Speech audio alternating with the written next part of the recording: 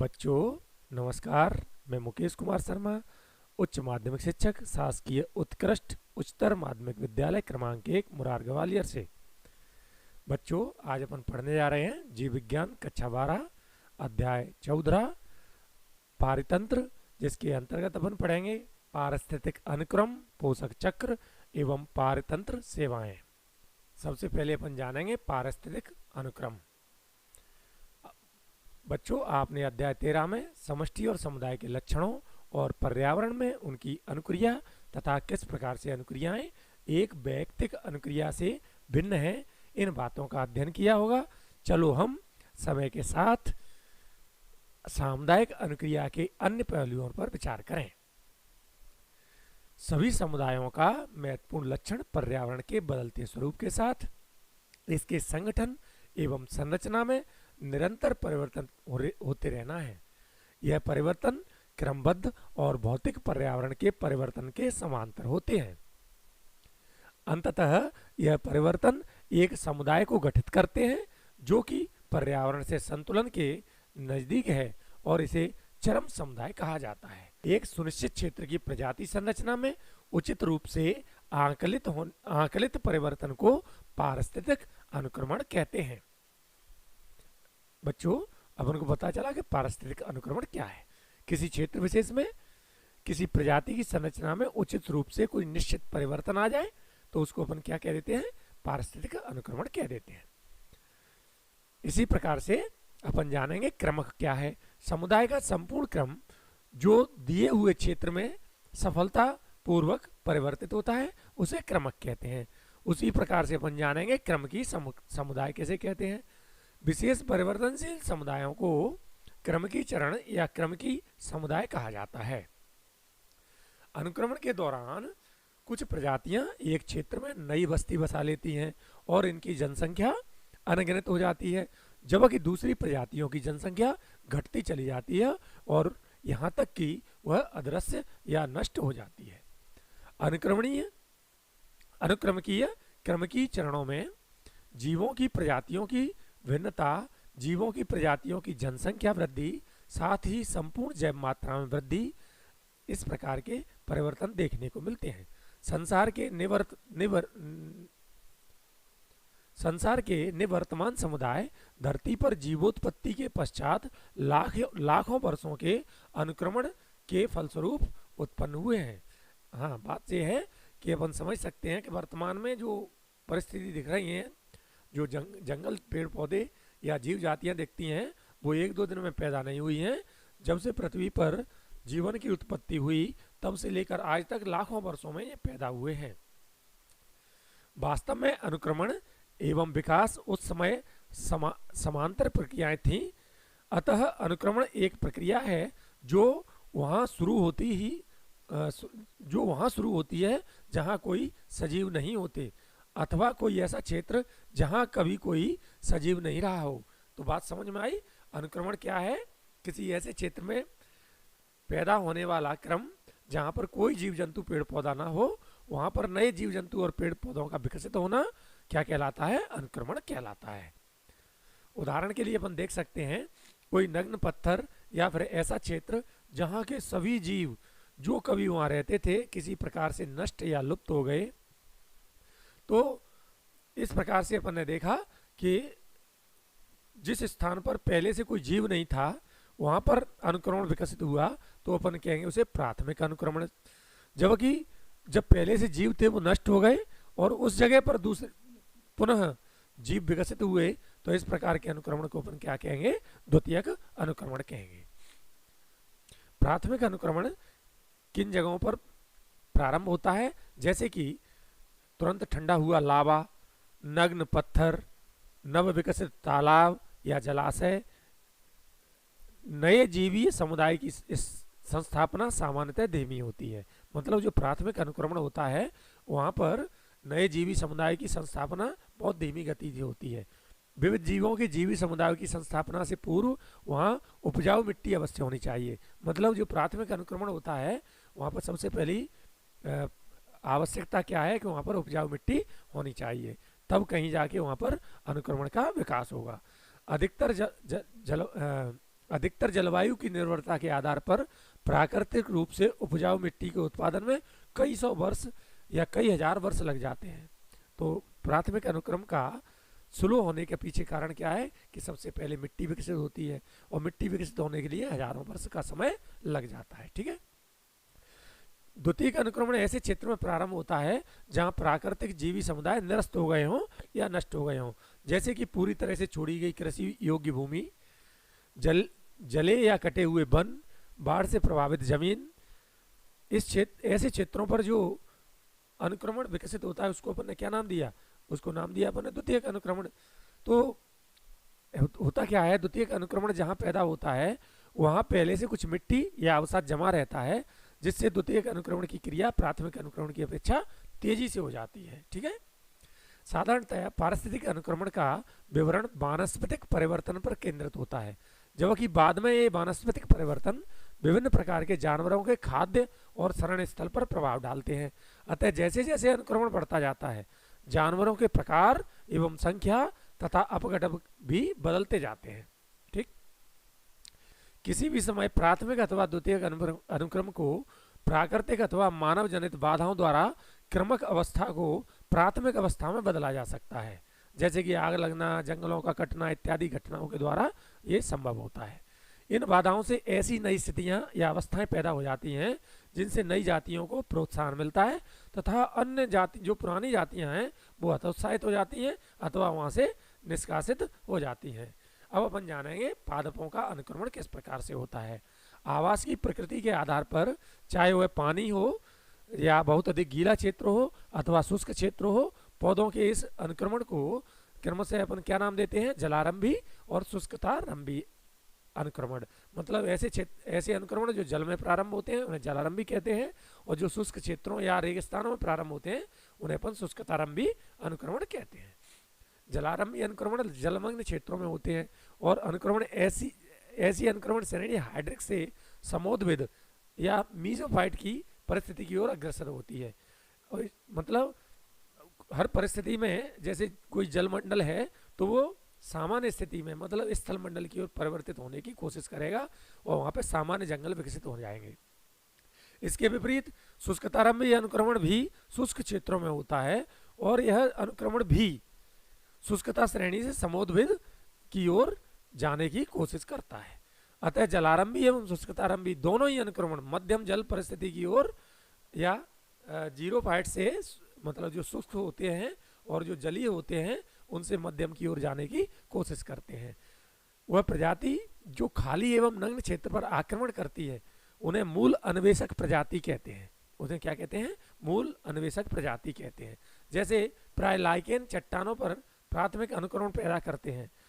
Lichen क्या करते हैं, जो चट्टान होते हैं उन्हें पिघलाने के लिए अम्ल का स्राव करते हैं तथा अपरदन एवं मृदा निर्माण में सहायता करते हैं। बाद में इन स्थानों पर छोटे छोटे ब्रायोफाइट्स जैसे मांस और फर्न वगैरह होते हैं, मॉस फर्न, वो आसानी से पैदा हो जाते हैं। जब ये मांस और फर्न पैदा होते हैं तो इनके द्वारा मृदा की मात्रा बढ़ जाती है, क्योंकि ये कम मृदा में पैदा होते हैं और जब ये मृत होते हैं तो मृदा में ह्यूमस की मात्रा बढ़ती है और मृदा उपजाऊ हो जाती है। समय के साथ इनका स्थान बड़े बड़े पौधों द्वारा ग्रहण कर लिया जाता है। अंततः कई चरणों के बाद एक स्थिर चरमावस्था पर वन समुदाय का निर्माण हो जाता है। ठीक है। जब तक पर्यावरण नहीं बदलता तब तक ये चरम सीमा समुदाय स्थिर रहता है, मतलब जंगल वैसे के वैसे बने रहते हैं। समय के साथ मरुस्थलीय आवास में भी समोद्भिदी परिवर्तन हो जाते हैं, मतलब वहां पर भी जंगल पैदा हो जाते हैं। अब अपन जानेंगे जल अनुक्रम के बारे में। जल में प्राथमिक अनुक्रमण में लघु पादप प्लवक मूल अन्वेषक होते हैं। लघु पादप प्लवक से तात्पर्य है काई, शैवाल वगैरह।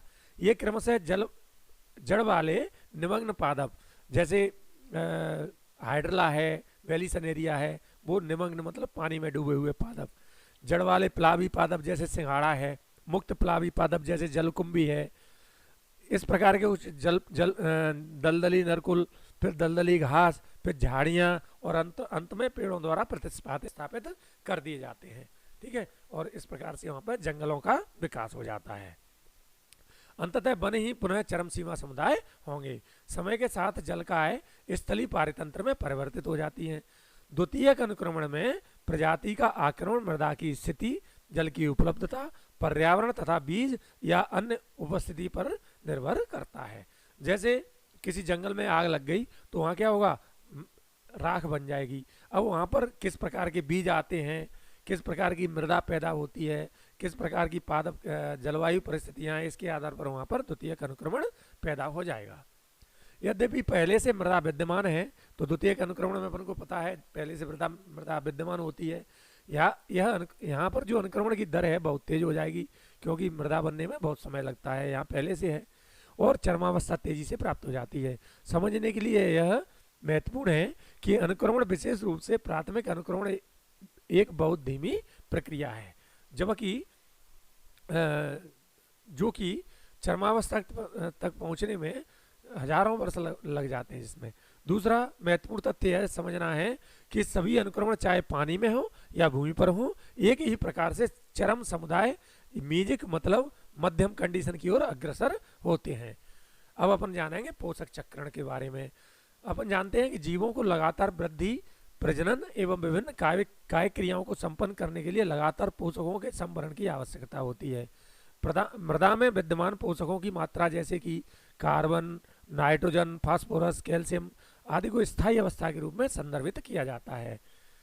यह विभिन्न प्रकार के पारतंत्र में भिन्न भिन्न होती हैं और साथ ही मौसम पर आधारित होती हैं। यह समझना अधिक महत्वपूर्ण है कि पारतंत्र से पोषक कभी समाप्त नहीं होते, ये बार बार पुनः चक्रित होते रहते हैं और अनंत काल तक चलते रहते हैं।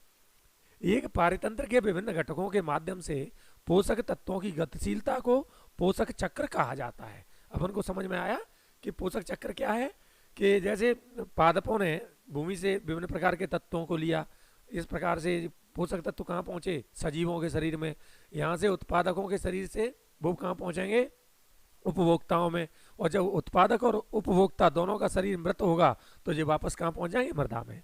ठीक है, तो इस प्रकार से पोषक तत्वों की गतिशीलता निरंतर भूमि से सजीवों में और सजीवों से फिर भूमि या वायुमंडल में चलती रहती है। तो इस प्रकार से पोषक चक्र का एक अन्य नाम भी है जैव भू रासायनिक चक्र, मतलब जैव या सजीव जीवन, और इनका सजीव जीवन से ये पोषक तत्व भू मतलब चट्टानों, हवा और पानी में निरंतर एक चक्र के रूप में चलते रहते हैं, इसलिए अपन ने क्या नाम दे दिया इसको, जैव भू रासायनिक चक्र। पोषक चक्र दो प्रकार के हो सकते हैं, गैसीय और अवसादी। एक तो हो गए गैसीय और दूसरे हो गए अवसादी या तलछटी। जिसमें गैसीय प्रकार के पोषक चक्र जैसे नाइट्रोजन चक्र है, कार्बन चक्र है, इनके भंडार वायुमंडल में विद्यमान होते हैं, जबकि अवसादी चक्र जैसे कि सल्फर एवं फास्फोरस के चक्र हैं, इनके भंडार धरती के पटल मतलब भूपरपटी पर स्थित होते हैं। यहाँ पर हम कार्बन तथा फास्फोरस चक्र के बारे में चर्चा कर रहे हैं। सबसे पहले अपन जाने कि कार्बन चक्र। जब आप सजीवों की संरचना का अध्ययन करेंगे तो पाएंगे कि जीवों के शुष्क भार का लगभग 49% 49% भाग कार्बन से बना है। सबसे ज्यादा मात्रा क्या है, शरीर में जल है, और दूसरे नंबर पर क्या है, कार्बन है। इस बात को याद रखना। यदि हम भूमंडलीय कार्बन की पूर्ण मात्रा की ओर ध्यान दें तो हम देखेंगे कि समुद्रों में 71% कार्बन विलय के रूप में विद्यमान है। यह सागरीय कार्बन भंडार वायुमंडल में कार्बन डाइऑक्साइड की मात्रा को नियमित करने का कार्य करता है। बच्चों, क्या आप जानते हैं कि कुल वायुमंडलीय कार्बन का केवल 1% भाग वायुमंडल में समाहित है, बाकी सब इधर उधर है। जीवाश्मी ईंधन की भी कार्बन के एक भंडार का प्रतिनिधित्व करता है। कार्बन चक्र वायुमंडल, सागर तथा जीवित एवं मृत जीवों द्वारा संपन्न होता है। तो अपन समझ सकते हैं कार्बन चक्र किन किन के बीच में है, वायुमंडल के बीच में, सागर के बीच में, जीवित एवं मृत जीवों द्वारा इनका पूरा चक्र चलता है। एक अनुमान के अनुसार जैव मंडल में प्रकाश संश्लेषण के द्वारा प्रतिवर्ष 4 × 10⁻13 किलोग्राम कार्बन का स्थिरीकरण होता है। ठीक है, कितना होता है, 4 × 10⁻13 किलोग्राम। एक महत्वपूर्ण कार्बन की मात्रा कार्बन डाइऑक्साइड के रूप में उत्पादकों एवं उपभोक्ताओं के श्वसन क्रिया के माध्यम से वायुमंडल में वापस जाती है। अपन को पता है कि CO2 जो अपन किस में छोड़ते हैं, श्वसन के दौरान छोड़ते हैं, वापस कहाँ चली जाती है, वायुमंडल में चली जाती है।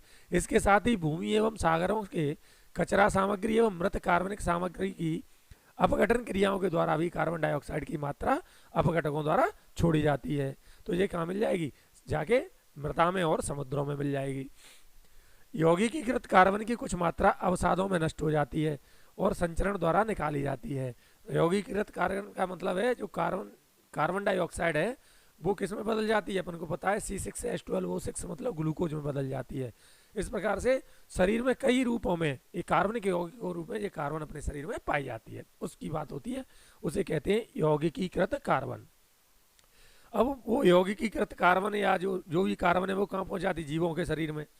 जीवों के शरीर माने चाहे पादप हो चाहे जंतु हो, ये कार्बन वापस लकड़ी के जलाने से, जंगली आग एवं जीवाश्मी ईंधन मतलब कोयला और पेट्रोलियम, इनके जलने के कारण कार्बनिक सामग्री, ज्वालामुखी क्रियाओं, इन सब के अलावा और कई अन्य वायु स्रोतों द्वारा वायुमंडल में ये कार्बन डाइऑक्साइड के रूप में मुक्त हो जाती है। जैसे अपन किसी लकड़ी को जलाते हैं तो धुआं निकलता है, उसमें कार्बन डाइऑक्साइड निकलती है, तो ये फिर से CO2 के रूप में वायुमंडल में पहुंच जाती है। कार्बन चक्र में मानवीय क्रियाकलापों का भी एक महत्वपूर्ण प्रभाव है, जैसे तेजी से जंगलों का विनाश तथा परिवहन एवं ऊर्जा के जीवाश्मी ईंधनों को जलाने आदि से महत्वपूर्ण रूप से वायुमंडल में कार्बन डाइऑक्साइड को मुक्त करने की दर बढ़ती है या बढ़ रही है दिनों दिन। बच्चों देखो, अब अपन देखेंगे भूमंडल में कार्बन चक्र का सरलीकृत मॉडल। जैसा कि अपन देखते हैं कि वायुमंडल में CO2 की मात्रा कहाँ पर है, इस चित्र में अपन देख सकते हैं, ये है वायुमंडल में CO2, ठीक है। यहाँ से ये CO2 इस एरो के द्वारा अपन देख सकते हैं, इस तीर के द्वारा अपन देख सकते हैं, ये जल में CO2 घुली हुई है और ये कैल्शियम युक्त अवसादों के रूप में जमीन के अंदर उपस्थित है। दूसरी अपन देख सकते हैं कि जो CO2 है यहाँ से किसने ग्रहण की, इन पेड़ पौधों ने ग्रहण की वायुमंडल से, और प्रकाश संश्लेषण की क्रिया में CO2 का उपयोग हुआ, और ये प्रकाश संश्लेषण की क्रिया में CO2 का हो गया यौगिकीकरण, और ये CO2 पेड़ पौधों के अंदर C6H12O6 के रूप में और अन्य कार्बनिक यौगिकों के रूप में उपस्थित है, ठीक। यहाँ से ये CO2 या कार्बन की मात्रा कहाँ पहुंची, ये कार्बन पहुंची इन उत्पादकों से उपभोक्ताओं के शरीर में, ये उपभोक्ता हो गए। अब चाहे ये उत्पादक चाहे ये उपभोक्ता कोई भी मृत होने के बाद अपघटक क्या करेंगे, अपघटक इनके शरीर का अपघटन करेंगे और इनके शरीर में उपस्थित ये CO2 या कार्बन की मात्रा पुनः वायुमंडल में पहुंच जाएगी। एक तो ये तरीका है। दूसरा तरीका ये है कि श्वसन करेंगे, श्वसन के दौरान ये CO2 पुनः वायुमंडल में पहुंच जाएगी। अब दूसरा तरीका देखें, अब चाहे ये जीव जंतु हो चाहे पेड़ पौधे हों, ये क्या हो जाते हैं, ये इनके द्वारा जीवाश्मी ईंधन का निर्माण हो जाता है। जीवाश्मी ईंधन मतलब कोयला तथा पेट्रोलियम। अपन इस कोयला और पेट्रोलियम को जमीन से निकालते हैं, ये पेट्रोलियम को अपन ने जमीन से बाहर निकाला और इस पेट्रोलियम का किया उपयोग करने के बाद ये जीवाश्मी ईंधन जब मिट्टी में हवा के साथ जलता है तो हवा में CO2 को फिर से रिलीज कर देता है, और ये CO2 वापस कहाँ आ जाती है, ये CO2 वायुमंडल में आ जाती है। इसके अलावा अपन देखें, जब अपन लकड़ी जलाते हैं, लकड़ी या कोयला जलाते हैं, तो लकड़ी या कोयला जलाते समय जो धुआं निकलता है उसमें मुख्यतः कार्बन डाइऑक्साइड या CO2 तथा कार्बन मोनोऑक्साइड रिलीज होती है। ये फिर से कहाँ पहुंच जाती है, वायुमंडल में पहुंच जाती है। तो इस प्रकार से अपन देख सकते हैं कि कार्बन की या कार्बन चक्र जो है वो किस प्रकार से जीवों से मृदा में या वायुमंडल में, या कहना चाहिए रासायनिक पदार्थों का जैव से भू और भू से जैव तंत्र में लगातार चक्र चलता रहता है। इसलिए इसे अपन क्या नाम दे देते हैं, भू जैव रासायनिक चक्र। तो अपन ने ये कार्बन चक्र को समझा। अब अपन जानेंगे फास्फोरस चक्र के बारे में। फास्फोरस जैविक झिल्लियों, न्यूक्लिक एसिड तथा कोश की ऊर्जा स्थानांतर प्रणाली का एक महत्वपूर्ण घटक है। न्यूक्लिक एसिड मतलब DNA RNA, इसी प्रकार से कोश की ऊर्जा स्थानांतर प्रणाली का मतलब ATP में एडिनोसिन ट्राइफॉस्फेट या ATP में फास्फोरस होता है, ठीक है। अनेक प्राणियों को अपना कवच, अस्थियां एवं दांत बनाने के लिए इसकी आवश्यकता होती है। फास्फोरस का प्राकृतिक भंडारण चट्टानों में होता है, जो कि फॉस्फेट के रूप में फास्फोरस को संचित किए हुए है। जब चट्टानों का अपक्षय होता है तो थोड़ी मात्रा में ये फॉस्फेट भूमि के विलयन में घुल जाती हैं एवं उन्हें पादपों द्वारा या पादपों की जड़ों द्वारा अवशोषित कर लिया जाता है। इस प्रकार से फास्फोरस कहाँ प्रवेश कर गई? जीव शरीर में या जैव तंत्र में प्रवेश कर जाती है। शाकाहारी और अन्य जानवर इन तत्वों को पादपों से ग्रहण कर लेते हैं और जब इनका मृत शरीर या कचरा वापस अपघटित होकर जीवाणुओं द्वारा अपघटित किया जाता है तो अपघटित होकर ये फिर से मिट्टी में फास्फोरस मुक्त हो जाती है। देखें, फास्फोरस चक्र को एक चित्र के रूप में अपन देख सकते हैं। अपन देखते हैं कि फास्फोरस मुख्यतः चट्टानों में उपस्थित होता है।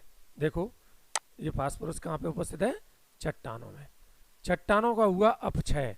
अपक्षय मतलब चट्टानों का टूटना फूटना, और ये अपक्षय के द्वारा ये चट्टानें टूट फूट कर मृदा में परिवर्तित होती हैं और ये मृदा में क्या हो गया? ये कहना चाहिए फास्फोरस मृदा में उपस्थित हो गया और मृदा में आया पानी, तो ये फास्फोरस पानी के साथ घुल गया और इस जल को या मृदा विलयन को किसने ग्रहण किया? पादपों ने। पादपों ने अर्थात उत्पादकों ने ग्रहण किया और इस प्रकार से ये खनिज तत्व या ये फास्फोरस मिट्टी से या मृदा से उत्पादकों के शरीर में पहुंची। उत्पादकों के शरीर में पहुंची मतलब इस रासायनिक तत्व का जैव तंत्र में प्रवेश हो गया। यहां से उत्पादकों को किसने ग्रहण किया या खाया? उत्पादकों को खाया किसने? उपभोक्ताओं ने। और ये कहां पहुंच गया फास्फोरस? उपभोक्ताओं के शरीर में। अब चाहे तो उत्पादक हो चाहे उपभोक्ता हो, जब इनका शरीर मृत होगा तो इनके शरीर के मृत होने पर अपघटक क्या करेंगे? अपघटक कहना चाहिए कि सबसे पहले क्या होगा? ये अपरद में परिवर्तित हो जाएंगे, मतलब ह्यूमस में परिवर्तित हो जाएंगे और ह्यूमस में इस जैविक पदार्थों का अपघटन होगा और इस अपघटन का काम कौन करेगा? अपघटक, बैक्टीरिया और मतलब जीवाणु तथा जिन्हें अपन कहते हैं कवक, ये क्या करेंगे? इनका अपघटन करेंगे और अपघटन के फलस्वरूप ये तत्व फिर से मृदा विलयन में मिल जाएंगे, जहां से इनको पुनः उत्पादकों द्वारा ग्रहण किया जाएगा। इस प्रकार से उत्पादकों से उपभोक्ता होते हुए ये पुनः अपघटकों के माध्यम से मृदा में तत्व मिल जाएंगे। इस प्रकार से अपन ने देखा कि भूजैव रासायनिक चक्र में फास्फोरस चक्र पूरी तरह से चलता रहता है। अब अपन देखेंगे कार्बन चक्र और फास्फोरस चक्र में तुलना। कार्बन चक्र की भांति पर्यावरण में फास्फोरस चक्र को श्वसन द्वारा अवमुक्त नहीं किया जाता है। क्या आप कार्बन चक्र और फास्फोरस चक्र के बीच कुछ विभेदों का पता कर सकते हैं? तो आओ अपन देखते हैं। यहाँ पर फास्फोरस एवं कार्बन चक्र के बीच दो व्यापक अंतर हैं। पहला, बरसात के द्वारा वायुमंडल में फास्फोरस का निवेश कार्बन निवेश की अपेक्षा बहुत कम होता है। दूसरा, जीवों और पर्यावरण के बीच फास्फोरस का गैसीय विनिमय बिल्कुल नहीं होता है या बिल्कुल नगण्य होता है। अब अपन जानेंगे पारिस्थितिक सेवाएं या पारितंत्र की सेवाएं। एक स्वस्थ पारितंत्र आर्थिक, पर्यावरणीय तथा सौंदर्यात्मक वस्तुएं एवं सेवाओं के विस्तृत परिसर का आधार है। पारितंत्र प्रक्रिया के उत्पादों को पारितंत्र सेवाओं के नाम से जाना जाता है।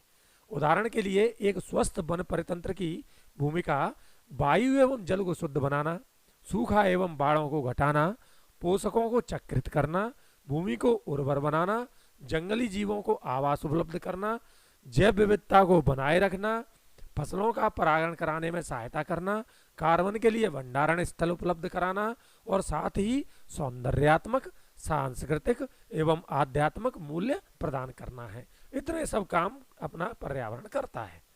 यद्यपि जैव विविधता की इन सेवाओं का मूल्यांकन करना एक कठिन कार्य है, परंतु यह मानना उपयुक्त है कि जैव विविधता को एक ऊंची कीमत की पर्ची प्रदान की जानी चाहिए। रॉबर्ट कॉन्स्टेंजा एवं उनके साथियों ने हाल ही में प्रकृति के जीवन समर्थक या आधारी सेवाओं की एक कीमत निर्धारित करने का प्रयास किया है। इन शोधकर्ताओं ने इस मूलभूत पारिस्थितिक तंत्र की सेवाओं की एक वर्ष की कीमत औसतन 33 ट्रिलियन अमेरिकी डॉलर तय की है। कितनी की है?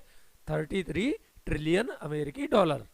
ठीक है, जिसे व्यापक तौर पर अनुदत्त भाव या लापरवाही से लिया जाता है, क्योंकि वह मुक्त प्राप्त होता है। मतलब इतनी कीमती चीज को अपन लोग बड़ी लापरवाही से लेते हैं, क्योंकि ये सब चीजें अपन को ऐसा लगता है मुक्त मिल रही हैं, लेकिन दुनिया में कोई चीज मुक्त नहीं होती है। यह मूल्य वैश्विक सकल उत्पाद जीएनपी की कीमत का लगभग 3 गुना ज्यादा है, जो कि 18 ट्रिलियन अमेरिकी डॉलर है। समझ में आ गई बात? इसका 3 गुना, विश्व की सकल उत्पाद का 3 गुना, इतना महत्वपूर्ण है। विभिन्न पारतंत्र सेवाओं की कुल लागत में से 50% केवल मृदा संरचना के लिए हैं, जबकि शेष सेवाएं जैसे कि पोषक चक्रण तथा मनोरंजन आदि प्रत्येक 10% से कम भागीदारी रखती हैं। वन्य जीवन के लिए जलवायु नियमन तथा बास की लागत लगभग प्रत्येक के लिए 6% है। ठीक है, तो ये इतना महत्वपूर्ण कार्य है वन्य सेवा, पर्यावरणीय सेवाएं पर अपन को ध्यान देना चाहिए। ठीक है, इसके साथ ही अपना इस चैप्टर समाप्त होता है। Thank you.